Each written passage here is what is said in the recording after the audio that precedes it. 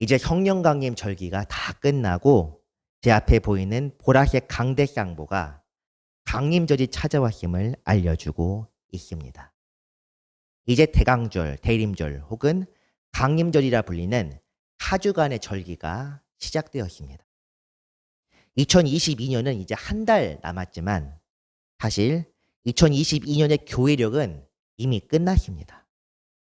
성령 강림 마지막 주인 지난주, 즉 왕이신 그리스도의 날을 끝으로 1년의 모든 일정을 마쳤고 오늘은 교회력으로 2023년의 첫 주간입니다. 그래서 이번 주는 강림절도 중요하지만 교회 모든 일정을 마친 기념으로 결산주일로 모이기 위해 이 자리에 모였습니다. 올해 2월 6일 정식으로 예배당에서 예배 드리기 시작한 지 어느덧 10개월 하고도 많은 시간이 지났습니다. 이렇게 한 해를 정리할 수 있었고 또한 함께 기도해 주신 모든 분들과 오늘 또한 대면으로 또한 온라인으로 함께 참석해 주신 모든 성도님들께 하나님의 은총 가득하시길 바라며 앞으로도 또한 주님의 은혜 가운데 하시기를 축복합니다. 한 해를 정리하면서 어떤 말씀으로 우리가 은혜를 나눠야 될지 많은 고민을 했습니다. 이렇게 말씀을 준비하면서 오늘처럼 시작 부분, 제가 앞서 드렸던 이 말씀조차도 사실 정말 수십 번 썼다 지웠다를 반복했습니다. 그만큼 오늘 한 해를 이렇게 마감한다는 것, 끝낸다는 것, 정리한다는 것, 이런 것들이 얼마나 중요한지 또한 교회도 또 어떻게 중요한지에 대해서 이걸 통해서 알 수 있을 듯합니다. 그래서 준비한 말씀이 바로 오늘의 말씀입니다. 말씀의 제목대로 하나님께서 우리의 삶에서 이루어가시고 또한 교회를 구성하시고 이루시며 오직 성령의 역사로 이끄시는 그런 큰 은혜 있기를 바라며 오늘 말씀으로 들어가겠습니다. 데살로니가전서는 비교적 굉장히 명확하게 쓰여진 성경입니다. 내용도 간결하기 때문에 다른 성경에 비하면 그리고 바울 서신 다른 것들에 비하면 이해하기 쉬운 편입니다. 하지만 이것은 다른 성경과 비교했을 때 상대적으로 그러하다는 것이며 이 말씀 안에서도 우리가 경솔하게 읽을 수 있는 부분들이 많이 있습니다. 가장 우리에게 익숙한 구절 그리고 어찌 보면 쉽게 많이 외우기도 하는 그 구절부터 한번 보겠습니다. 같이 읽겠습니다. 항상 기뻐하라, 쉬지 말고 기도하라, 범사에 감사하라. 이것이 그리스도 예수 안에서 너희를 향하신 하나님의 뜻이니라. 아멘. 이 말씀은 명령의 형태로 이루어져 있습니다. 그렇다면 이렇게 명령하는 근거, 기뻐하라, 기도하라, 감사하는 명령의 근거가 있는데 그 부분은 같은 장 10절에 나와 있습니다. 10절 말씀입니다. 예수께서 우리를 위하여 죽으사 우리로 하여금 깨어있든지 자든지 자기와 함께 살게 하려 하셨느니라. 아멘. 이 데살로니가 말씀을 처음부터 끝까지 읽어보면 4장부터 5장 초반까지 종말, 즉 세상의 멸망에 관한 말씀이 나와 있습니다. 그리고 그 마지막 부분이 그 종말에 대한 말씀에서 끝부분을 장식하는 부분이 바로 이 10절의 내용입니다. 멸망의 때가 얼마 남아있지 않기 때문에 성령께서 성경을 통하여 이렇게 말씀하시는 겁니다.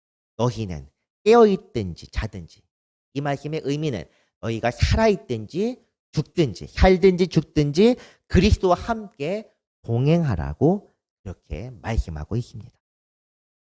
그 동행하는 삶의 모습이야말로 오늘 11절부터 사실은 오늘 말씀 24절까지 이어지는 명령들의 내용입니다. 오늘 부분 첫 부분 이 말씀은 저도 어릴 적부터 외우는 말씀입니다. 이 예배에 참여하시는 분들도 어찌 보면 이 말씀은 그냥 눈 감고도 쉽게 읽을 수 있을 것입니다. 개역 개정판에서 18절 내용이 조금 바뀌긴 했지만 기본적인 내용은 똑같습니다. 항상 기뻐하라. 쉬지 말고 기도하라. 범사에 감사하라. 이것이 그리스도 예수 안에서 너희를 향하신 하나님의 뜻이니라. 이 말씀입니다. 그러나 우리는 이 익숙함, 참 쉽게 수십 번, 아니 수백 번 읽었던 이 말씀 속에서 숨겨놓은 불편한 진실과 마주해야만 합니다. 바로 말씀을 통해서 성령의 은혜와 깨달음을 얻기 어렵다는 이야기입니다. 수백 번 읽지만, 그리고 외우고 되뇌고 어렸을 때부터 달란트 시장을 하기 위해서 이 말씀처럼 달란트를 얻기 쉬운 말씀도 없었습니다. 하지만 이 말씀 속에서 사실은 우리는 어떤 의문을 품어야만 합니다. 이 명령은 과연 누구에게 주신 말씀입니까? 실현 가능한 말씀입니까? 하는 이야기입니다. 이런 불가능한 명령을 우리에게 주신 이유가 무엇일까? 이 말씀에 대해서 한번 생각해 보아야 할 필요가 있습니다. 항상 기뻐하라는 명령. 아무리 낙천적이거나 긍정적인 사람도 항상 기뻐할 수는 없습니다. 고통 중에 있을 때나 아니면 시련 중에 있는 사람들은 기뻐할 수 없습니다. 쉬지 말고 기도하라. 쉬지 않고 기도하고 쉬지 말고 기도하기 위해서는 밥 먹을 때나 잘 때는 어떻게 해야 할까? 저는 어렸을 때 이런 의문을 한번 품어본 적이 있습니다. 우리가 밥 먹을 때 기도할 때는 그러면 기도가 아니고 무엇을 해야 하는 걸까? 먹으면서도 하나님 아버지 먹습니다. 이렇게 해야 하는 것인지 어렸을 때는 순수하게 이렇게 의문을 품어봤었습니다. 범사에 감사라는 말씀, 이 말씀은 우리가 감사절 수요일 말씀 때도 한번 나눴습니다. 감사한다는 것이 사실 그렇게 간단하지 않다는 것은 신앙생활을 하면 할수록, 그리고 많이 하신 분들이 더 어려워하는 것이 바로 감사입니다.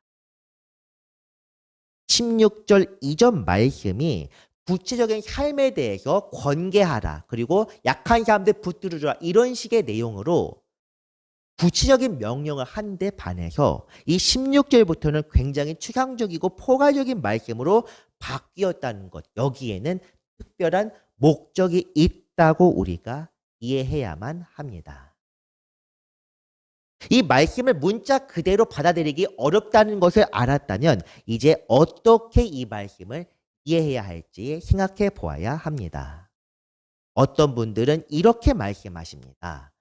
과장된 표현을 사용했던 것으로 될 수 있으면 많이, 가능하면 많이, 할 수 있으면 최대한 마음에 그런 생각을 품고 살아가라고 이렇게 말씀하십니다.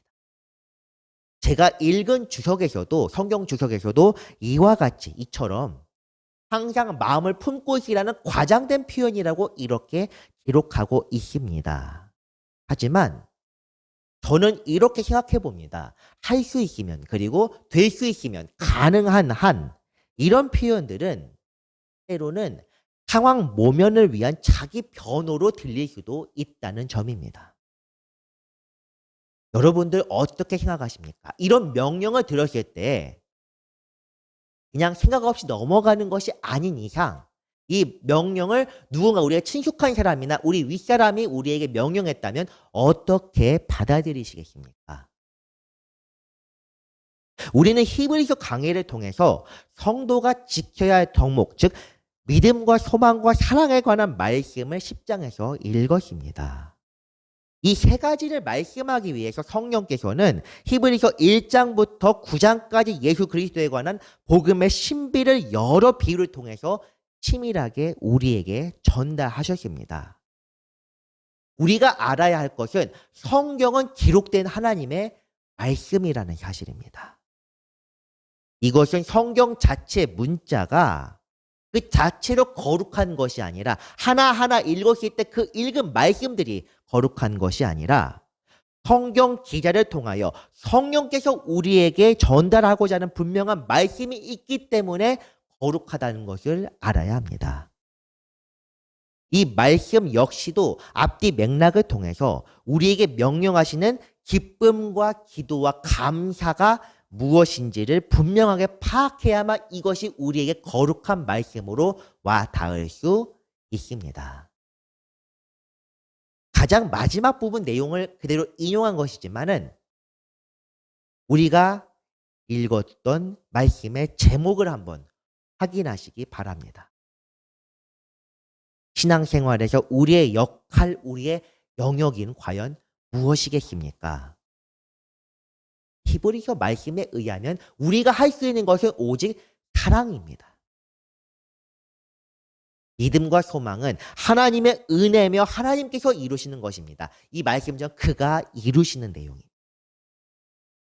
그리스도와 함께 동행하는 것 역시도 사람으로서는 할 수 없지만 하나님으로서만 하실 수 있는 그것이 바로 주와 동행하는 것입니다. 이 모든 것들은, 그리고 오늘 말씀 읽었던 내용들은 방법론을 제시하는 것이 아닙니다. 방법론은 우리가 읽은 말씀 앞에 나와 있는 11절부터 15절까지가 방법론이며, 오늘 말씀은 성령의 은혜를 구하며 그분의 뜻을 구해야 한다는 것을 지금 말씀을 통하여 요구하고 있는 것입니다. 그 증거로 이어지는 말씀, 다음 말씀 19절에서는 성령에 대해서 말씀하고 있습니다.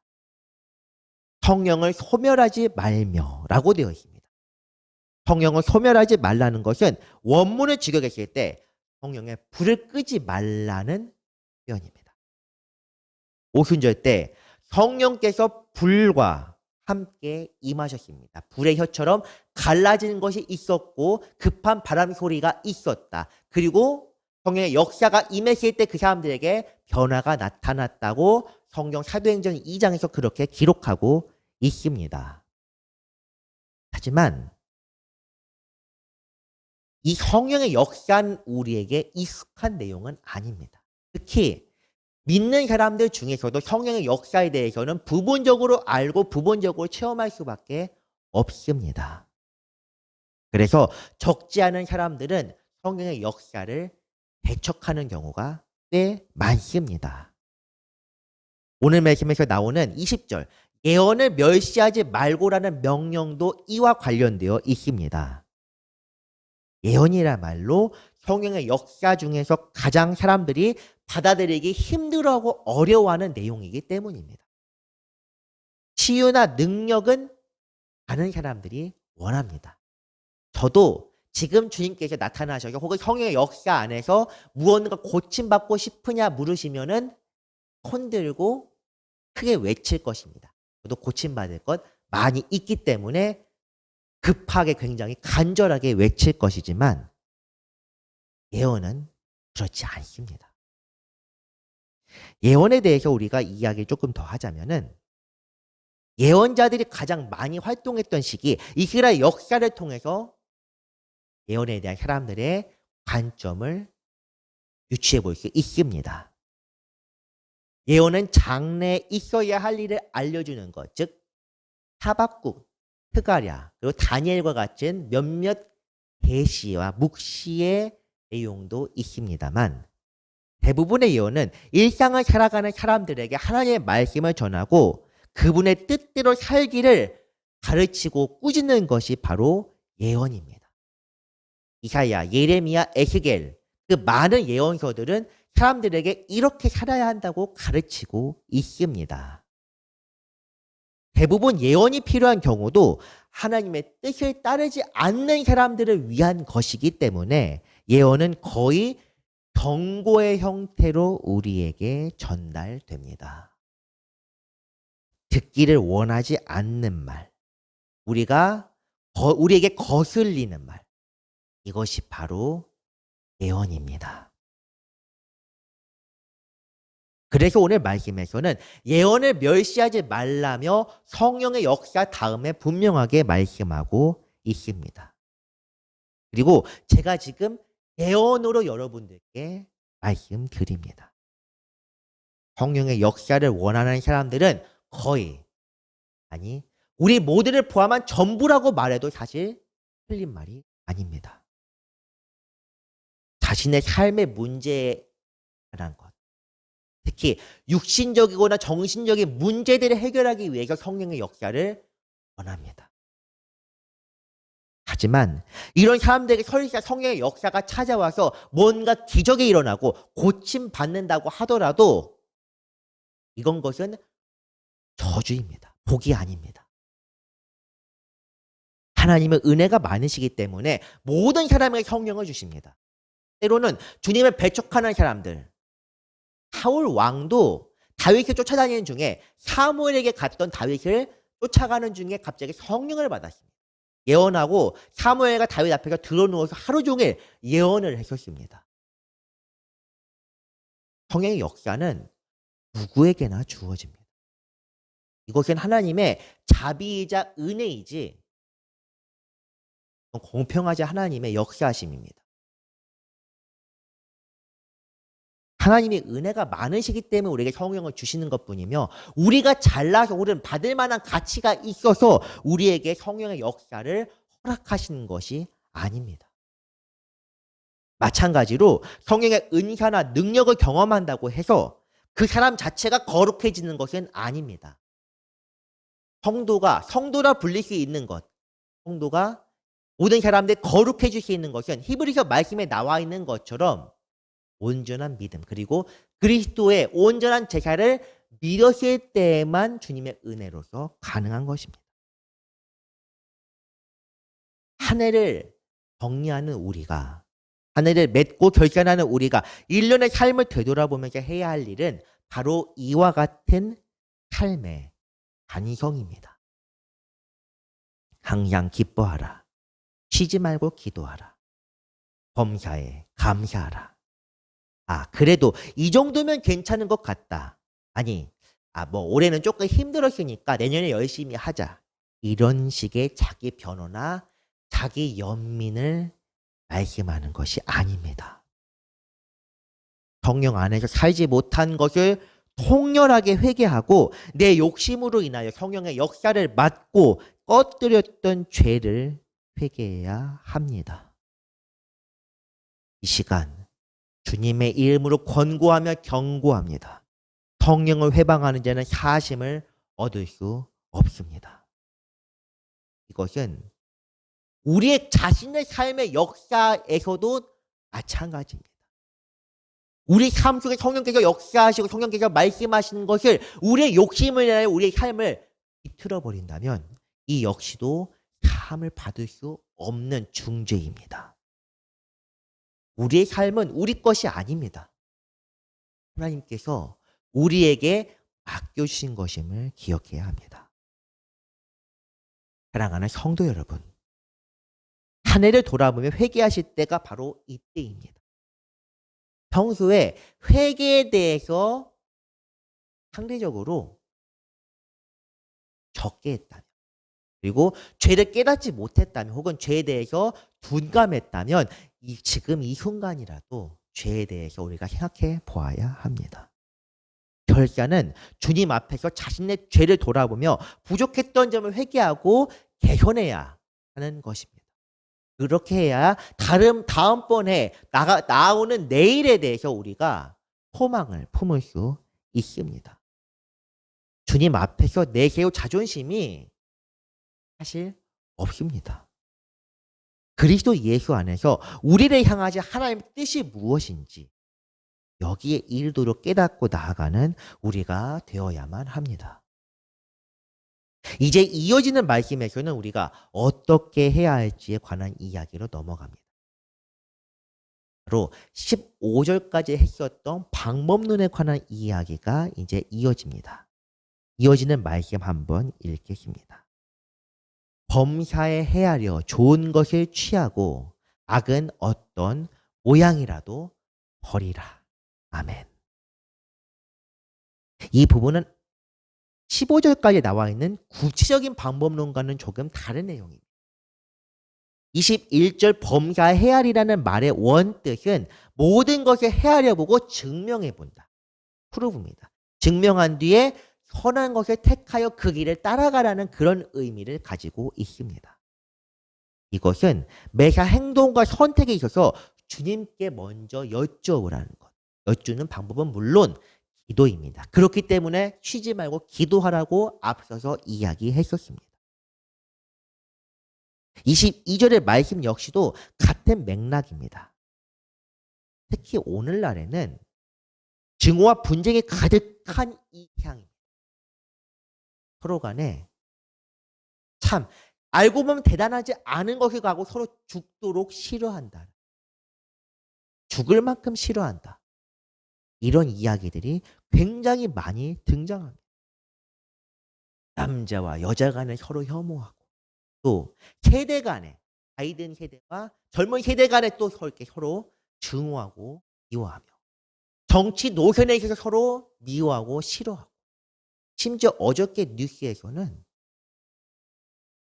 누군가를 죽도록 싫어하는 사람들을 모집한다는 그런 광고도 봤습니다.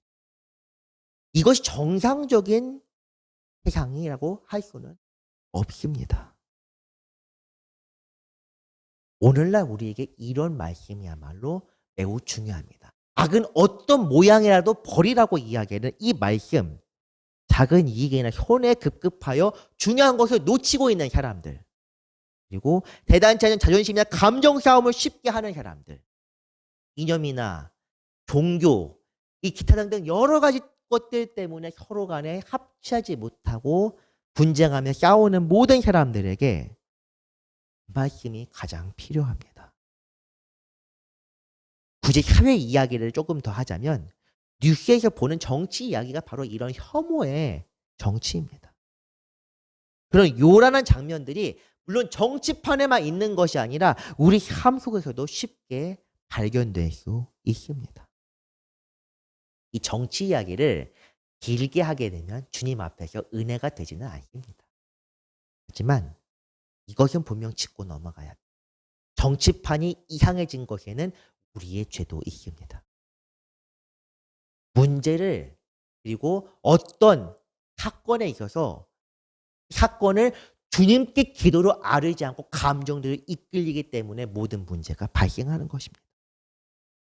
좌나 우나 좌우란 표현을 써서 굉장히 좀 유감이지만 어느 쪽이나 현동꾼들의 말에 놀아나서 유치해지고 있습니다. 오늘날 광화문이나 시청 앞 광장은 저는 그곳에 지나갈 때마다 혐오스러운 마음에 그것에 같이 함몰되곤 합니다. 누가 그렇게 죽도록 싫습니까? 누구를 그렇게 미워하고 싫어해야만 하는 거예요. 누구를 잡아가더라, 누구를 탄핵하라 이런 표현들 왜 종교인들이 더 이런 분쟁을 조장하는 경우도 너무나도 많이 있습니다. 죄를 지으면 벌을 받으면 그만입니다. 책임을 다하지 못한 사람은 그 책임 다하지 못한 걸 인정하고 그 자리에 대한 책임을 져야 하는 것이 당연한 이치인데 이런 당연한 소리를 서로 내 편이니 네 편이니 하면서 가르고 싸우고 있습니다. 참으로 한스럽고 주님 보시기에 얼마나 슬퍼할 내용일지 말로 표현할 수조차 없습니다. 결산주일에서 이런 정치 이야기까지 하게 됨을 용서하시기 바랍니다. 그러나 22절에 나와 있는 것처럼 우리는 악이 될 만한 어떤 근원조차도 버려야만 합니다. 죄가 될 만한 것. 우리가 투자를 함에 있어서 조금이라도 완전히 망할 수 있는 그런 것들이라면 그것은 버려야 하는 게 맞는 것처럼 우리 삶에 있어서 가장 중요한 생명을 잃을 수 있는 것이라면 그것은 바로 버려야 하는 것입니다. 그런데 지금의 사회 문제, 우리 정치 이야기뿐만 아니라 사회에 나타나는 모든 것, 우리 일상생활에 나오는 모든 것들에 대해서 우리는 지나친 쓸데없는 관심을 갖거나 때로는 방관합니다. 모든 것은 죽게 하듯 하라. 주님께서 우리에게 주시는 것처럼 그렇게 해야 하는데 우리 개인의 감정에 이끌려서 행동하곤 합니다. 우리는 모든 문제에 임하기 앞서 기도하며 주님의 뜻을 바라고 그 뜻 안에서 모든 사람에게 공평하게 은혜가 모두에게 임하기를 간구해야 합니다. 제가 교회를 1년, 정확히 말하면 1년은 아니지만 이 1년 가까이 운영을 하면서 온갖 희로애락을 경험해 보았습니다. 교회 감임자가 된 순간부터 드디어 내 교회가 생겼다며 마치 이곳의 지배자인 나인 양 교만하게 살았던 때도 있었습니다. 찾아오는 성도의 수가 없어서 깊이 괴로워하며 이렇게 프리즘을 알트 탭으로 계속 왔다 갔다 하면서 온라인 성도가 지금 듣는 사람 몇 명인가 하면서 일희일비했던 적도 있었고, 기도하면서 또 생활하면서 깊은 은혜를 체험하며 회개하며 그렇게 1년을 보냈습니다. 하지만 제가 이 자리에 말씀드릴 수 있는 것은 그중에서 후회하는 것은 없습니다. 죄를 지었다면서 왜 후회하지 않느냐? 어떻게 보면 모든 것이 후회할 것밖에 없어 보입니다. 하지만 내가 깨닫고 주 앞에서 회개할 수 있다면 그것은 후회할 지난날의 과오가 아니라 성장의 발판이 될 수 있습니다.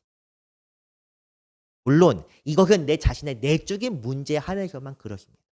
다른 사람에게 잘못했다면 그 사람에게 용서를 비는 것까지 모든 과정을 다 맞춰야만 그 사람에게 성장의 기회가 됩니다. 이 시간에 제가 듣는 모든 분들께 말씀드립니다. 제가 지난날 지었던 잘못들이 있다면 용서해 주시기 바랍니다. 제가 깨닫지 못한 것들이 아직 여러분들께 남은 잘못이 있다면 저 목사에게 깨닫게 해달라고 저를 위해서 기도해 주시기 바랍니다. 이 교회도 오늘 여러분들도 온라인으로 듣는 모든 분들도 이렇게 만나서 같이 사역하는 것이 은혜고 제게는 기쁨입니다. 하지만 제가 유일하게 후회하는 것이 하나 있다면 그것은 기도가 부족했다는 것입니다. 사랑하는 성도 여러분, 다른 것은 사실 후회해도 괜찮습니다. 하지만 기도가 부족하기 때문에 하나님께 말씀을 듣지 못하여 하는 후회는 하지 않으셨으면 좋겠습니다. 기도야말로 하나님과 교통하는 유일한 통로며 기도를 통하여 우리가 주님께 아뢰을 수도 있고 주님의 말씀을 들을 수도 있습니다. 기도 없이 이루어지는 것은 없습니다. 기도하는 자들 그리고 하나님의 뜻 안에 거하는 사람들에게 주어진 은혜가 바로 소망입니다. 이것은 히브리서 말씀에서도 여러 번 나왔고 여러 번 언급했습니다. 오늘 말씀 말미에서도 이 소망에 관한 말씀으로 이어집니다.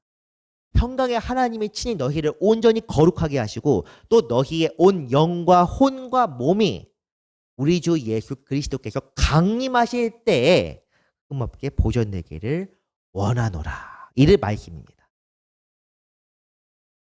하나님께서 인간을 거룩하게 하시는 것이 은혜로 믿음을 통하여 이루어지는 것이지만 그것이 온전히 성취되는 것, 완전하게 성취되는 것은 마지막 때입니다. 그리스도께서 강림하실 때입니다. 영뿐 아니라 혼과 육도 마찬가지입니다. 우리는 영의 부활을 믿는 것이 아니라 몸의 부활을 믿고 또한 믿어야 하는 사람들입니다. 주님의 때가 이르렀을 때 우리는 몸의 부활을 통해 영원히 주와 함께 다스리게 될 것이며 이 언약이 하나님께서 우리에게 맺으신 새로운 언약이라는 사실을 우리 마음속에 믿을 때 그 믿음이 우리에게 구원을 선물로 주십니다. 마지막 때 이루시는 분은 완전하고 신실하신 분, 즉 너희를 부르시는 이는 신실하시니 그가 또한 이루신다. 이 말씀이 바로 오늘 말씀의 마지막 말씀입니다. 그분이 이루십니다. 그분이 온전히 이루실 때 우리의 믿음과 소망의 꽃이 피고 열매가 맺고 온전하게 결실하게 될 것입니다. 우리는 그분이 이루실 것임을 믿고 확신하며 그분의 신실함에 의지하여 오늘을 살아가야 합니다. 이제 한 해가 저물어 갑니다. 그리고 언젠가 우리 인생의 등불이 꺼질 날도 올 것입니다. 그날이 오기 전에 하나님의 뜻이 온전히 성취되는 그날이 차기 전에 그분께서 우리의 끊임없이 말씀하시는 것이 바로 오늘 말씀의 내용들 그리고 회개하고 복음을 믿으라. 그리스도 예수와 살든지 죽든지 동행하라. 그날을 기다려라. 이것이 우리를 보호하시는 하나님의 은혜이며 이 은혜로 우리는 오늘을 살아갈 수 있습니다. 주께 감사하며 한 해를 결산하는 우리 모두가 되시기를 주님의 이름으로 축원합니다. 기도하겠습니다. 영원하신 보호자에 계셔서 온 세상을 통치하시는 거룩하신 하나님 아버지, 은혜를 감사드립니다. 아버지의 크신 은혜로 오늘을 살게 하시고 끊임없이 우리에게 말씀하셔서 우리를 죄로부터 지켜주심에 감사드립니다. 날마다 경계하며 더욱 주님께로 나아가게 하시고 신실하신 아버지의 은혜에 의지하여 오늘도 기쁨과 기도와 감사로 채워가는 우리의 삶이 되게 하여 주시옵소서. 사랑이 많으신 예수 그리스도의 이름으로 감사하며 기도드렸습니다. 아멘.